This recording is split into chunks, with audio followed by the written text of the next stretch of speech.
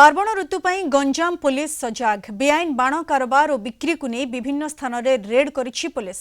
Ganjam SP Shubhendu Kumar पात्रंक निर्देश क्रमे छत्रपुर एनएसी पार्क साहिरे थिबा एक चाउल गोदाम रे चढ़ऊ करा जायछि। गोदामरू 2 ରୁ 3 लाख टंकार बाण जबत करा जायछि। छत्रपुर एसडीपीओ चंदन घड़ी छत्रपुर थाना पुलिस और मैजिस्ट्रेट को उपस्थिति रे चढ़ऊ करा जायथिला। घटना दोकानी को अटक रखा जायछि।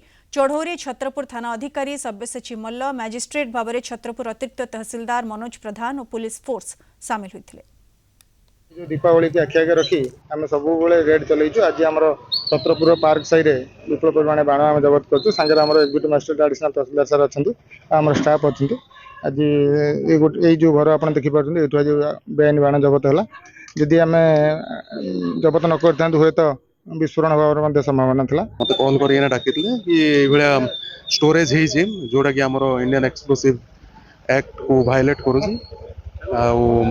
तेणु आम कि आसी स्टोरेज पॉइंट रे चेक कलु आप देखिपे सब जिन बाण जबत हो अनुमानिक 2 ରୁ 3 लाख टंकार बाण ये जबत हो।